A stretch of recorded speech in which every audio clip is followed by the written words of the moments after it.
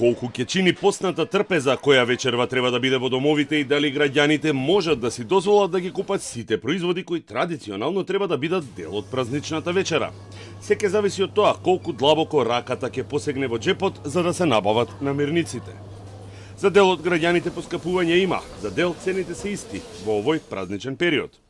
Повеќето реагираат дека поскапување има кај костените и оревите кои се продаваат по цена од 200 односно 400 денари за килограм. Портокалите се продаваат за 60 денари килограм, а мандарините по 75 денари.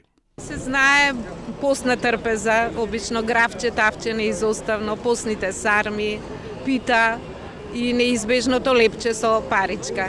Така, во однос на цените, дали оваа година забележате да е поскапо од претходната година? Па искрено не. Не. Некои производи да, некои не. Така да нека е за многу години. Поскапо е. Ние пензионерите најмногу тоа го чувствуваме, затоа што пензиите стојат, али тоа е. Тоа што го земав, мислам дека е малку повеќе. Граѓаните изминатите месеци во неколку наврати алармираа дека има поскапување на производите во маркетите па и на пазарите. Надлежното Министерство за економија и владата уверуваа дека цените се под контрола и дека има пад кај некои производи. Уште од мај надлежните најавуваа дека мерките се подготвени и дека се анализираат цените и однесувањето на трговците, но мерките никогаш не стапија на сила. Министерот за економија и труд Бесар Дурмиши најави дека неделава ќе ги објави податоците од анализата на цените во маркетите за време на новогодишните празници.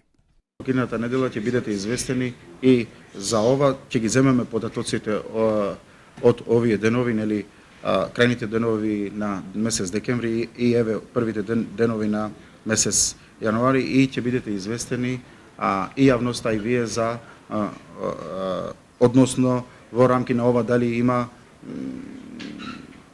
девијатно однесување од трговците или зголемување на цените. Премиерот Мицкоски пак најави дека идниот месец има казни за најмалку 2 ланци на големи маркети кои го прекршиле законот за забрана на нефер трговски пракси, како и законски измени за зголемување на казните, кои сега достигнуваат максимални 20.000 евра.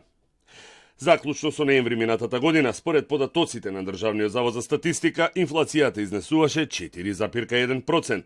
Статистика во четврток ќе ги објави последните податоци околу стапката на инфлација за месец декември и со тоа ќе се знае како Македонија ја заврши 2025 година.